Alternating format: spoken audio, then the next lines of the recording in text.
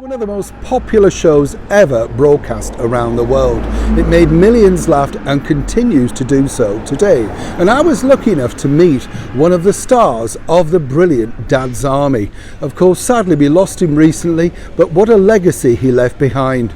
Ian Lavender, we thank you.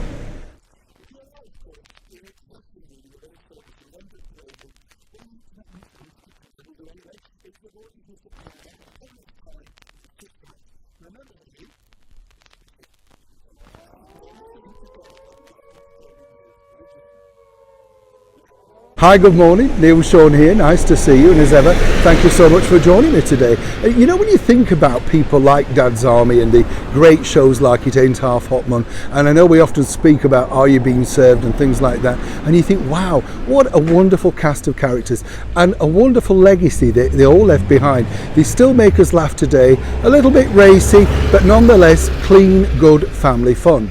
Dad's Army, you know, was incredible when you think, because it kind of wasn't the show that everybody expected. They weren't really that keen, the BBC, on making it. If you read the history, it's incredible. Now, I met, of course, Private Pike. Pike, famous really for that wonderful line delivered by Arthur Lowe as Captain Mainwaring, "Don't tell 'em, Pike," and that became his catchphrase, you know. Ian Lavender spoke to me in the very heart of a beautiful London Palladium dressing room. Now, I was appearing there in the musical Sister Act, and normally, you know, when you talk about people who we've sadly lost, you say, oh, they were wonderful, they were this. Ian Lavender, let me tell you, at the start of the interview, and I interviewed him 4 times in total, was prickly. You know, he wasn't particularly friendly, but the one side of it that did make me laugh was, you know, the other wonderful comedy, Idy High, remember that one? Well, in the cast of Sister Act was none other than Barry Howard, who played the 2 former professional ballroom dancers. Do you remember Barry and Stuart Hargreaves? Barry had that dour face, you know, and as I say, he was part of the Sister Act company. And when you think of it, both had been incredibly big stars, but now both were in supporting roles at the world famous London Palladium. But what was Ian like? Well, Ian was honest, you know. He, as I say, we did develop a friendship in the end, because he understood, and I understood, being a thespian myself, what it was like. He said that while he loved playing the part, in a sense, although it gave him a living, he could never remove himself from that role. Nobody could see over that role. Apparently, though, one person did. The Hollywood legend, that was Dustin Hoffman. When Dustin Hoffman came to town, he literally was looking for, you know, cast members, as it were, and he personally looked around himself. Once he saw Ian Lavender's picture, Dustin is a huge fan of Dad's Army and said he's got to be in it. So that was really how Ian Lavender basically got the role in The Merchant of Venice with the Hollywood legend Dustin Hoffman. Now, as you can imagine, Ian would have hoped that they may have taken him off into a different direction.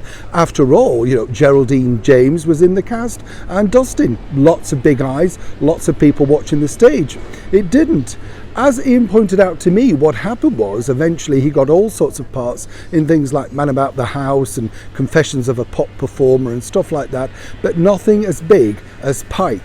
And that really did irritate him at times. But as he said, as the years marched on, he learned to live with it. You know, that was the thing. It had given him a living.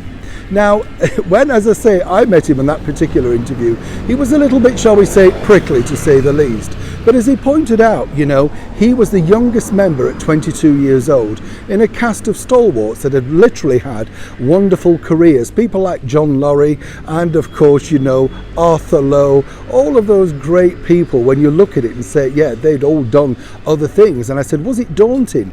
And he said it should have been, but it wasn't, because he was young and, as he pointed out, a little bit stupid, you know. So he said he literally went along with what the producers suggested.